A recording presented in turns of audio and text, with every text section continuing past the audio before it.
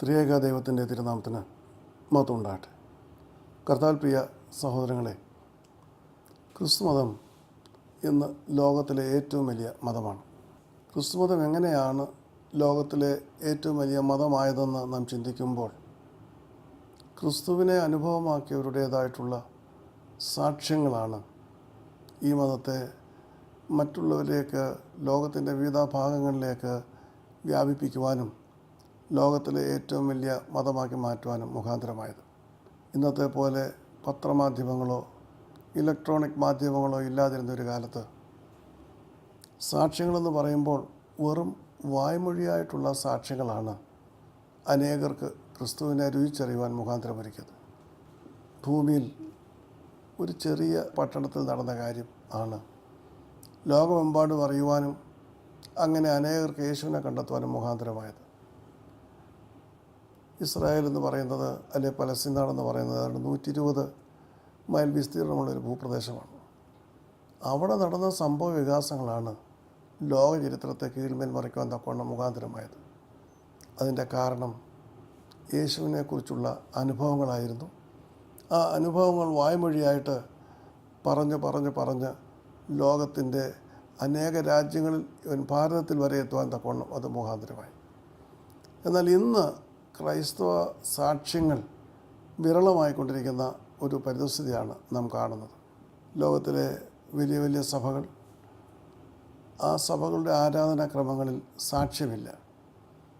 സാക്ഷ്യങ്ങൾ പറയുവാൻ അവർ പ്രോത്സാഹിപ്പിക്കുന്നുമില്ല. പിന്നെ സാക്ഷ്യങ്ങളുള്ള സഭകളുണ്ട്, അത് ചെറുകിട സഭകളാണ്, ശുശ്രൂഷകളാണ്. എന്നാൽ അവിടെയും പരസ്യ സാക്ഷ്യങ്ങൾ കുറഞ്ഞുകൊണ്ടിരിക്കുന്ന ഒരവസ്ഥയാണ് നാം കാണുന്നത്. അവരുടെ ശുശ്രൂഷകളിൽ, അല്ലെങ്കിൽ അവരുടേതായിട്ടുള്ള ആരാധനകളിൽ ഒരു നിശ്ചിത സമയത്ത് യേശുക്രിസ്തു ചെയ്ത അത്ഭുതങ്ങളെക്കുറിച്ചും യേശുക്രിസ്തു ഇന്നും ജീവിക്കുന്നു എന്നതിനെക്കുറിച്ചുമുള്ള സാക്ഷികൾക്ക് സമയം നൽകും. അപ്പോൾ അതിൽ പങ്കെടുക്കുന്ന സഹോദരങ്ങൾ തങ്ങളുടെ അനുഭവങ്ങൾ ആ ചെറിയ കോൺഗ്രിഗേഷനിൽ അല്ലെങ്കിൽ അവരുടേതായിട്ടുള്ള സഭയിൽ പറയും. എന്നാൽ അവരുടെ ആരാധനാലയത്തിൻ്റെ 4 ഭിത്തികൾക്കപ്പുറം അവർ ആ സാക്ഷ്യങ്ങൾ പറയുന്നില്ല. തന്നിമിത്തം യേശുക്രിസ്തു ഇന്നും ജീവിക്കുന്നുവെന്നും അവൻ രോഗികളെ സൗഖ്യമാക്കുന്നുവെന്നും ഭൂതങ്ങളെ പുറത്താക്കുന്നുവെന്നും ആർക്കും ചെയ്യുവാനാവാത്ത കാര്യങ്ങൾ അത്ഭുതങ്ങളായി ചെയ്യുന്നുവെന്നും ലോകത്തിന് മനസ്സിലാക്കുവാൻ കഴിയുന്നില്ല. അതിൻ്റെ കാരണമെന്ന് പറയുമ്പോൾ, യേശുക്രിസ്തുവിനെ കുറിച്ച് സാക്ഷ്യം പറയുമ്പോൾ അത് ഒരു അഭിമാനമായിട്ട് ആരും കാണുന്നില്ല. യേശുവിൽ നിന്ന് അനുഗ്രഹങ്ങൾ വേണം, യേശുവിൽ നിന്ന് അനുഗ്രഹങ്ങൾ പ്രാപിക്കുന്നു, അനുദിനം നടത്തുന്നു, ഒക്കെ ശരിയാണ്. പക്ഷേ ഞാൻ യേശുവിൻ്റേതായിട്ടുള്ള ഒരു സാക്ഷിയായിട്ട് എഴുന്നേൽക്കുവാൻ കഴിയണമെങ്കിൽ എനിക്ക് എൻ്റെ ജീവിതത്തിൽ എല്ലാത്തിനേക്കാളും ഉപരി യേശു ദൈവമായി ഞാൻ പരിഗണിക്കണം. അതുകൊണ്ട് സാക്ഷി പറഞ്ഞു എന്നുള്ള സംതൃപ്തി അടയുവാൻ തക്കവണ്ണം, അങ്ങനെ സംതൃപ്തി ഉണ്ടാകുവാൻ തക്കതിനോണം അനേകർ ആരാധനകളിൽ സാക്ഷ്യങ്ങൾ പറയും.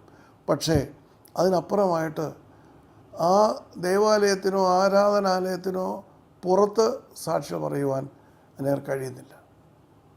കർത്താവിൻ്റെ ജീവിതകാലത്ത് ഒരു കണ്ണുപൊട്ടൻ്റെ സാക്ഷ്യം തിരുവചനത്തിൽ വിവരിക്കുന്നുണ്ട്. അത് ഒരു വലിയ സാക്ഷ്യമായിരുന്നു. അനേക സമ്മർദ്ദങ്ങളുടെ മുൻപിലും അനേക പരീക്ഷണങ്ങളുടെ മുൻപിലും അവൻ്റെ സാക്ഷ്യത്തിൽ ഉറച്ചു നിൽക്കുന്നതായിട്ട് നാം കാണുന്നുണ്ട്. അപ്രകാരം ഉറച്ചു നിന്നുകൊണ്ട് യേശുവിൻ്റെ മഹത്വത്തെക്കുറിച്ച് അവൻ വർണ്ണിക്കുവാൻ തുനിഞ്ഞപ്പോഴാണ് അവൻ അനേകമായ പ്രശ്നങ്ങൾ നേരിടേണ്ടി വന്നത്. അവനെ യഹൂദ സഭയിൽ നിന്ന് പുറത്താക്കി, അതുമാത്രമല്ല അവനെ ഒറ്റപ്പെടുത്തി. എന്നിരുന്നാലും കാഴ്ച പ്രാപിച്ച കണ്ണുപൊട്ടൻ കർത്താവിന് വേണ്ടി നിലകൊണ്ടതിൻ്റെ പശ്ചാത്തലത്തിൽ യേശു അവനെ തന്നോട് ചേർക്കുന്നതും അവൻ യേശുവിനെ വാസ്തവമായിട്ട് കാണുവാനും അനുഭവിക്കുവാനും കഴിഞ്ഞെന്ന് നമുക്ക് മനസ്സിലാക്കുവാൻ കഴിയും. ഒരു കണ്ണുപൊട്ടൻ എന്ന് പറയുമ്പോൾ അവന് അക്ഷരാഭ്യാസം ഇല്ലാത്തവനാണ്. സമൂഹത്തിൻ്റെ യാതൊരു വിധത്തിലുള്ള അനുദിന ജീവിതക്രമങ്ങളിൽ പങ്കെടുക്കുവാൻ കഴിയാത്തവനാണ്. ഒറ്റപ്പെട്ടവനാണ്. സമകാലീന സംഭവങ്ങളെക്കുറിച്ച് അറിയാത്തവനാണ്. അപ്പോൾ അങ്ങനെയുള്ള ഒരു കണ്ണുപൊട്ടൻ്റെ നിലപാട്, യേശുവിൽ നിന്ന് അവന് കാഴ്ച പ്രാപിച്ച ശേഷം അവൻ എടുത്ത ശക്തമായ നിലപാട്, അവൻ്റെ പ്രതികരണം യഹൂദ സഭയെപ്പോലും ഞെട്ടിക്കുവാൻ മതിയായവയായിരുന്നു. അവൻ അന്നത്തെ യഹൂദ സഭയുടെ മേധാവികളായിട്ട് പ്രവർത്തിച്ചിരുന്ന പരീശന്മാരോട് പറയുകയാണ്, വിശുദ്ധ യോഹന്നാൻ്റെ സുവിശേഷം 9-ാം അധ്യായം 33-ാം വാക്യത്തിൽ കാണുവാൻ കഴിയും. ദൈവത്തിൻ്റെ അടുക്കൽ നിന്ന് വന്നവനല്ലെങ്കിൽ അവന് യാതൊന്നും ചെയ്യുവാൻ കഴിയുകയില്ല. If this man were not of God, he could do nothing. You see, Christianity is a religion which has reached this stage or has become the biggest religion in the world because of testimonies.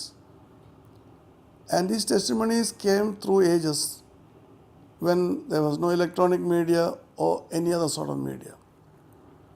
It was all done through the spoken word.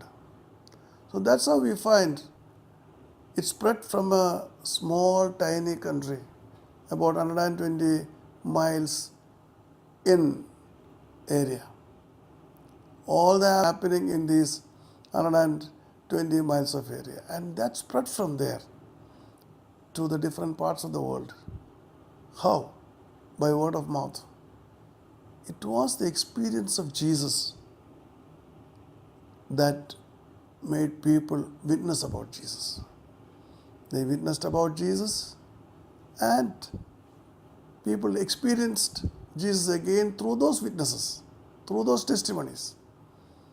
But today, testimonies are very rare in the ancient churches because Christians are speaking to Christians. At that time, Christians were speaking to non-Christians. It is not because we don't have non-Christians around, but we are reluctant or shy to speak about Jesus. There are churches, not big like other churches, ancient churches, but there they allow testimonies. But there again we find the people who give their testimonies restrict their testimonies within the four walls of the church.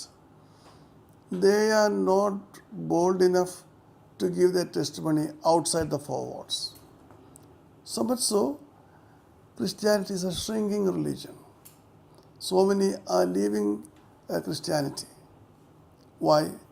Because they do not understand, they do not believe, they do not experience Jesus Christ as they have understood in the past, as they read in the past. It's not because Christ is not working. It is because people are not expressing their great experience in Jesus Christ to the world. Testimonies play a very vital role in the growth of any religion. And Christianity is the best example for that. So here we find the testimony of a blind man. Testimony of this blind man shakes the Pharisees. Pharisees were the leaders in the Jewish church. So they put all their pressures on this blind man who was healed by Jesus to change or to stop his testimony. But he refused. Blind men are uneducated. They don't have any social backgrounds. They don't have any sort of knowledge about anything. But we find this blind man standing firm about his testimony that Jesus had healed him. And finally, he tells the Pharisees in John chapter 9, verse 33, if this man were not of God, he could do nothing. So this blind man believed that Jesus was from God because though he was ignorant, though he was uneducated, he knew one thing, that Jesus could do nothing if he were not from God. Because he was from God, he could do this mighty miracle, giving sight to the blind.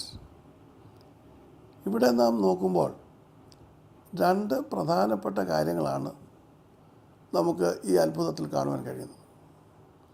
യേശു ഒരു കണ്ണുപൊട്ടന് കാഴ്ച കൊടുത്തു. അത് ഒരു ശബ്ബത്തിലാണ് നടന്നത്. ശബ്ബത്തിൽ അപ്രകാരമുള്ള യാതൊന്നും ചെയ്യുവാൻ മോശയുടെ ന്യായപ്രമാണപ്രകാരം യഹൂദന്മാർ അത് വിശകലനം ചെയ്ത് അങ്ങനെ ഒരു നിയമം പ്രാബല്യത്തിലുണ്ട്. ശബ്ബത്തിൽ ഇത്ര അടി കൂടുതൽ നടക്കുവാൻ കഴിയുകയില്ല, ഭാരം ചുമക്കുവാൻ കഴിയുകയില്ല, അങ്ങനെ ഒരുപാട് കാര്യങ്ങൾ, പ്രവർത്തികൾ ചെയ്യുവാൻ കഴിയുകയില്ല. അപ്പോൾ വളരെ വിചിത്രങ്ങളായ ഒരുപാട് നിയമങ്ങൾ മോശയുടെ ന്യായപ്രമാണത്തോടു കൂടി ചേർത്ത് ഈ ശബ്ബം എന്ന് പറയുന്നത് തന്നെ ഒരു വലിയ ഭാരമാക്കി മാറ്റിയൊരു കാലഘട്ടത്തിലാണ് യേശു അനേക അത്ഭുതങ്ങൾ പ്രവർത്തിച്ചത് ശബത്തിലാണ്. ഈ കണ്ണുപൊട്ടന് കാഴ്ച കൊടുക്കുന്നത് ശബത്തിലാണ്.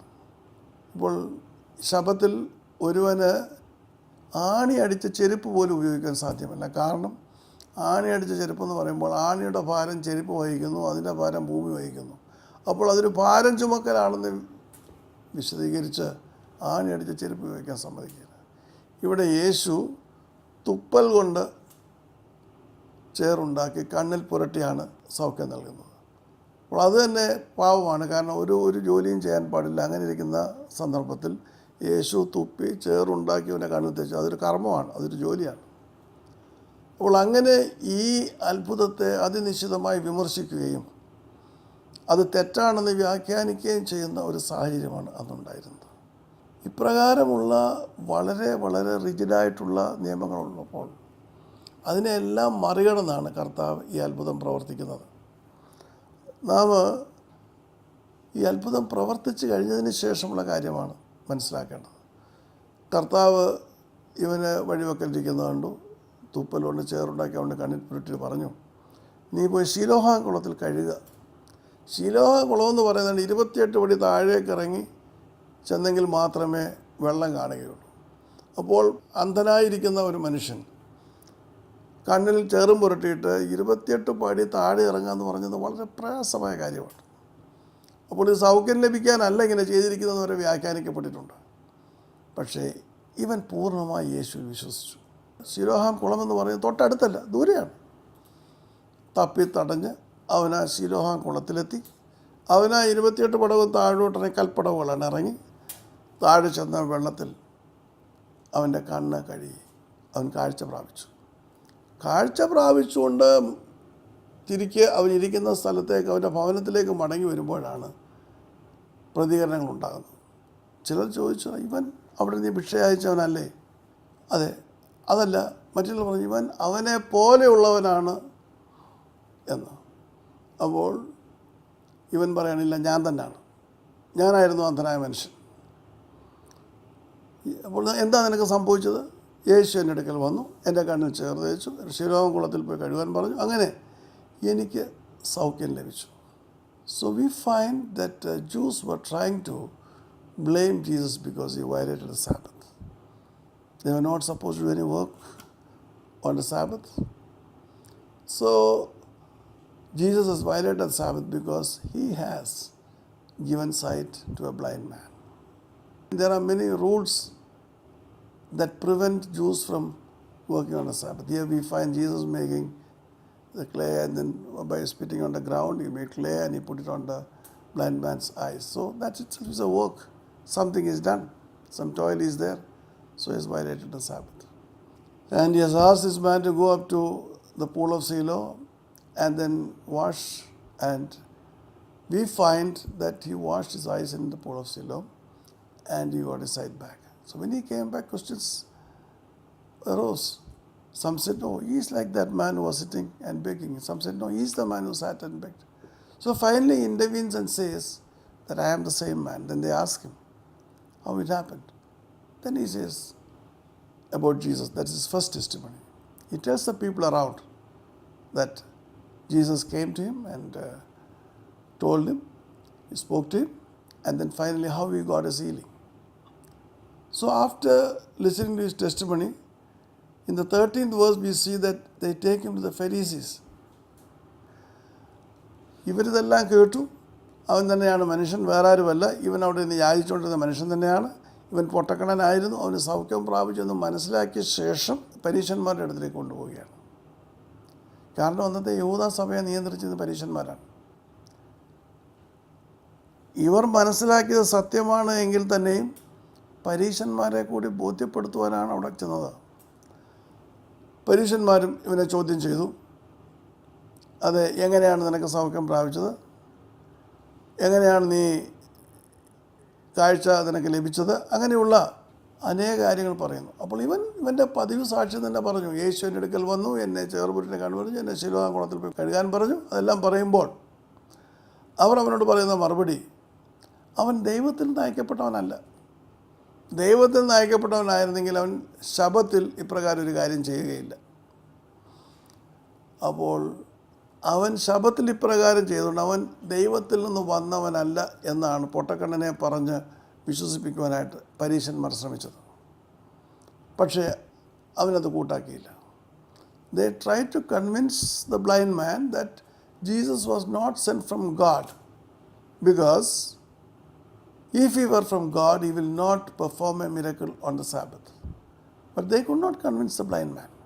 In verse 17 we find, just because he has given you sight, he has opened your eyes, what do you think about him? Then this man says, he is a prophet. നിൻ്റെ കണ്ണ് തുറന്നു. രണ്ടാമത് വീണ്ടും ചോദിക്കുകയാണ്, നിൻ്റെ കണ്ണൊക്കെ തുറന്നല്ലോ, നീ കണ്ണ് തുറന്നുകൊണ്ട് നീ അവനെക്കുറിച്ച് എന്താണ് പറയുന്നത്? അപ്പോൾ ഈ പൊട്ടക്കണ്ണൻ പറയുകയാണ്, അവനൊരു പ്രവാചകനാണ്. അതവരെ വീണ്ടും ചൊടിപ്പിച്ചു. കാരണം ഇവൻ ദൈവവുമായിട്ട് ഒരു ബന്ധവുമില്ലാത്തവനാണ്, ദൈവത്തിൽ നിന്നുള്ളവനല്ല എന്ന് ഈ അന്ധനായ മനുഷ്യൻ പറഞ്ഞു കഴിഞ്ഞതിന് ശേഷം വീണ്ടും അവർ ചോദിക്കുകയാണ്. ദൈവത്തിൽ നിന്നുള്ളൊരു മനുഷ്യനാണെങ്കിൽ അവനൊരിക്കലും ശബത്ത് ലംഘിക്കുകയില്ല. നീ അവനെക്കുറിച്ച് എന്താ വിചാരിക്കുന്നത്? അവർ വിചാരിച്ചു ശരിയാ, ഞാനും അങ്ങനെ തന്നെ വിചാരിക്കുന്നത്. അല്ല, അവനതിന് നൽകിയ മറുപടി, അവനൊരു പ്രവാചകനാകുന്നു. പ്രവാചകന്മാർക്ക് വലിയ സ്ഥാനമാണ് യഹൂദസഭയിലുള്ളത്. ദൈവത്തിൻ്റെ അഭിഷക്തന്മാരും ദൈവത്തിൻ്റേതുള്ള ആജ്ഞാനുവർത്തികളുള്ള പ്രവാചകന്മാർ. അതവരെ വീണ്ടും ചൊടിപ്പിച്ചു. ക്വസ്റ്റ്യൻ ഇങ്ങനെ ചോദ്യം ചോദിച്ചുകൊണ്ടിരിക്കുക. അതിന് മുൻപ് അവൻ്റെ മാതാപിതാക്കന്മാരെ വിളിച്ചു. മാതാപിതാക്കന്മാരോട് ചോദിച്ചു, നിങ്ങളെന്താ പറയും, നിങ്ങളുടെ മകൻ തന്നെയാണോ? അവർ അത് ഞങ്ങളുടെ മകനാണ്. അവൻ കണ്ണുപൊട്ടനായിരുന്നു. അവൻ എങ്ങനെയാണ് സൗഖ്യം പ്രാപിച്ചത്? അപ്പോൾ യേശുവാണ് ഈ പൊട്ടക്കണ്ണിന് കാഴ്ച നൽകിയതെന്ന് അവർ പറഞ്ഞാൽ അവരെ യഹൂദസഭയിൽ നിന്ന് പരീശന്മാർ പുറത്താക്കും. യേശുവിൻ്റെ സാക്ഷ്യം ഏറ്റുപറയുവാൻ ഈ മാതാപിതാക്കന്മാർ കഴിഞ്ഞില്ല. അവർ പറഞ്ഞു, അവൻ പ്രായമായല്ലോ, അവൻ പ്രായമുള്ള മകനാണല്ലോ, ചെറുപ്പക്കാർ കൊച്ചു കുഞ്ഞൊന്നുമല്ലല്ലോ, നിങ്ങൾ അവനോട് തന്നെ അങ്ങ് ചോദിച്ച് മനസ്സിലാക്കി എങ്ങനെ അവൻ സൗഖ്യം പ്രാപിച്ചതെന്ന്. കാരണം അവനാണ് അതിനെക്കുറിച്ച് ഏറ്റവും ആധികാരികമായിട്ട് പറയാൻ കഴിവുള്ളത്. അങ്ങനെ മാതാപിതാക്കന്മാർക്ക് യേശുവിനെക്കുറിച്ച് സാക്ഷ്യം പറയുവാൻ കഴിഞ്ഞില്ല.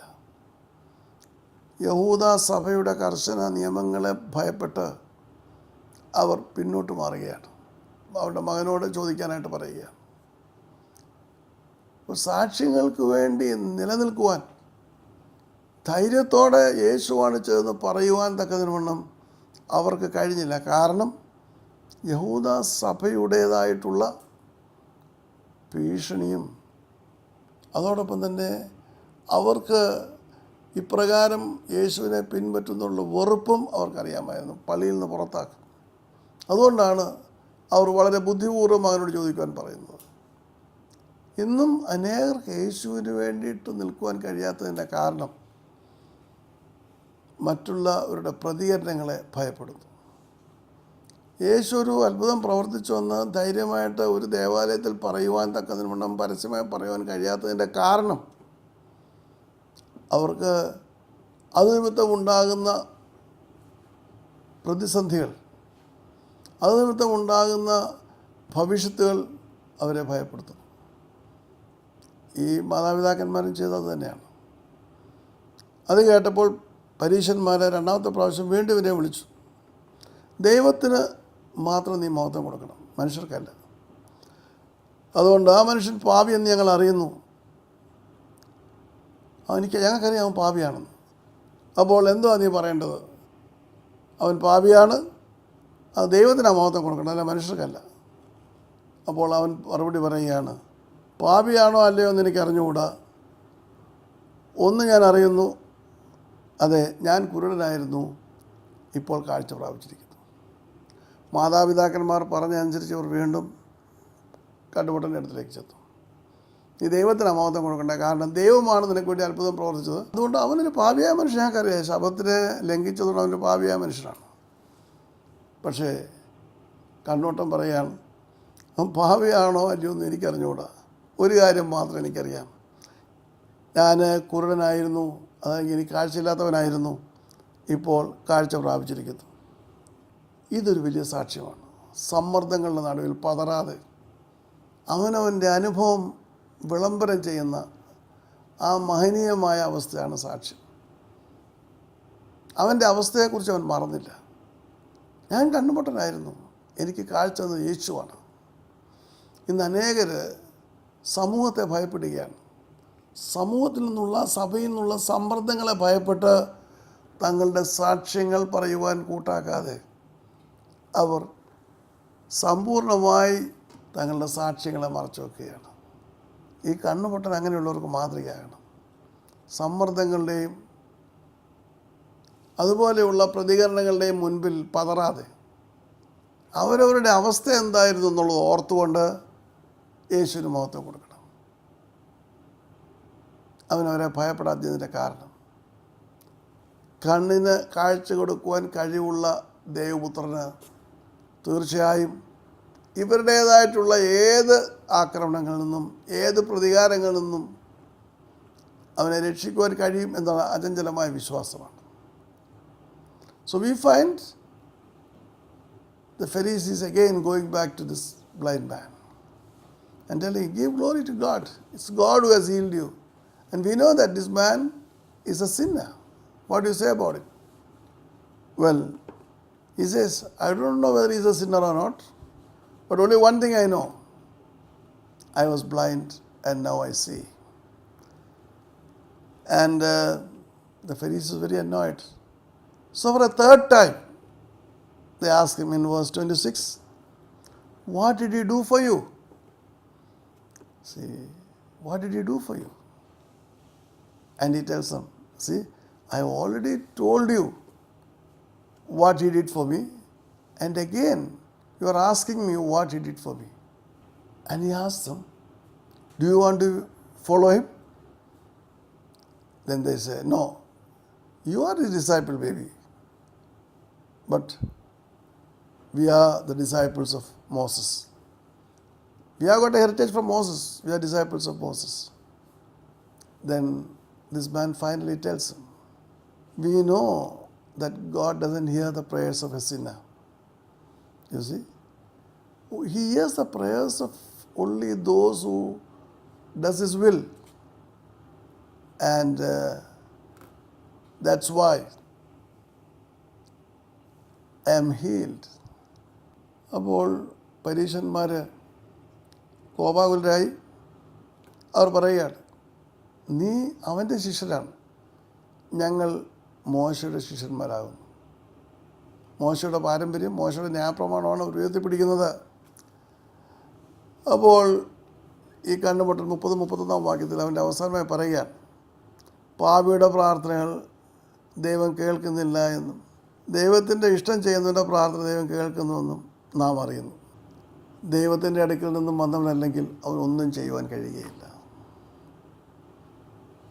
അത് കഴിഞ്ഞപ്പോൾ അവരവനെ പള്ളി പ്രശ്നമാക്കി പുറത്ത് കളയുകയാണ്. കർത്താവിൽ പ്രിയ സഹോദരങ്ങളെ, എത്രയോ പ്രാവശ്യം, ഏതാണ്ട് 4 പ്രാവശ്യം ആവർത്തിച്ച് യേശുവിനെക്കുറിച്ചുള്ള കണ്ണുപൊട്ടൻ്റെ സാക്ഷ്യത്തെ ഉടച്ചു കളയുവാൻ ശ്രമിച്ചപ്പോഴും അവൻ അചഞ്ചലനായി നിന്നുകൊണ്ട് അടിപതറാതെ യേശുവിന് വേണ്ടി മാത്രമാണ് സംസാരിച്ചത്. അവൻ്റെ സാക്ഷ്യത്തെ മറിക്കുവാൻ ആർക്കും കഴിഞ്ഞില്ല. എൻ്റെയും നിങ്ങളുടെ അനുദിന ജീവിതത്തിൽ സമ്മർദ്ദങ്ങളെയും ചുറ്റുപാടുകളെയും വകവെക്കാതെ ആ കണ്ണുപൊട്ടനെ പോലെ യേശുവിൻ്റെ സാക്ഷികളായിട്ട് മുൻപോട്ട് പോകുവാൻ ദൈവം കൃപ ചെയ്യട്ടെ. നമുക്ക് പ്രാർത്ഥിക്കാം.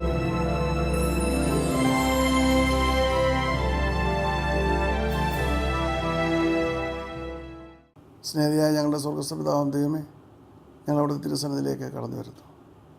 പരീശന്മാരുടെ അമിതമായ സമ്മർദ്ദമുണ്ടായിട്ടും ചുറ്റുപാടുകൾ പ്രതികൂലമായിട്ടും അടിപതറാതെ യേശുവിൻ്റെ സാക്ഷിയായിട്ട് നിന്ന കണ്ണുപൊട്ടനെ പോലെ ഞങ്ങളുടെ അനുദിന ജീവിതത്തിൽ അങ്ങയുടെ സാക്ഷികളായി മുന്നേറുവാൻ തക്കവണ്ണം ഈ വചനം കേൾക്കുന്ന ഓരോരുത്തരെയും സഹായിക്കണമെന്ന് യേശുവിൽ അപേക്ഷിക്കുന്ന കൃപയുടെ കേൾക്കുമാറാകണമേ. ആമേൻ. ദൈവം നമ്മെ അനുഗ്രഹിക്കട്ടെ.